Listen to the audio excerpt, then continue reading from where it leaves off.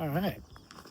Personal responsibility and health. Let's talk about that a little bit, at least for me here.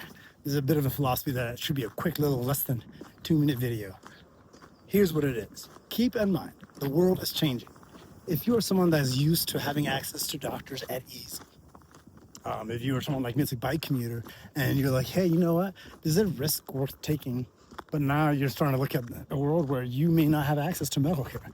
Make sure that you're making decisions that are consummate, that are associated, that are viewing, and that are, aware of the reality we're in, regardless of what you think. Just take the facts in. Don't do the politics and don't do the what do you think. Just go ahead and take those things in. Other thing is you got to just remember is that going forward, any notion that medical professionals would be responsible for our health, that would be people that we can trust. We're gonna need them. We need medical providers, but we're gonna have to remember now that this is a place where they are in business, and we gotta treat our health advice like it's coming from a for-profit business. So when you are thinking about what things are the best things for your health, make sure that you're not just saying, hey, I'll just do what they say, and if they're wrong, I can sue them or I can get some recourse.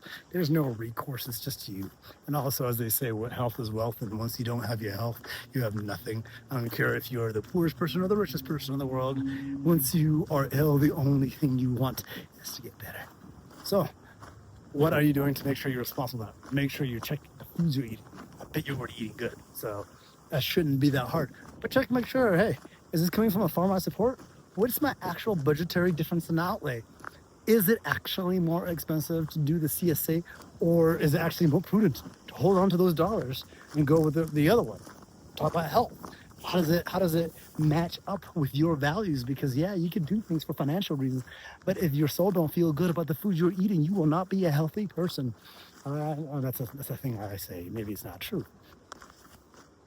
Other components of your physical and mental health is make sure that you are connecting with community. You are, if you have some disputes with people that you love, the people that you're here for, your raison d'être, the people that you are existing for.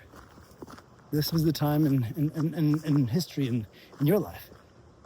Find if not the peace, find a way to mend whatever wounds you have, because the world's about to get wild, and you don't want to get into fights over nothing in the time right now when people are really worked up. Last part about your health is, remember, it is yours.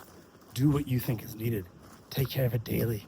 Quit the coffee you don't need, or the job will not have your back. So think about that. It's your gut, right? Cut the alcohol, okay? Have wine, have beer with your buddies. But this is not a week, during the week situation.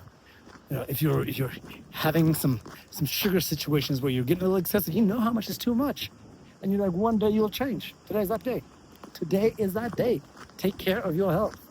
All the things that you say are one-dayers. Now. All right. Buffalo Ranger out. Hope you enjoy.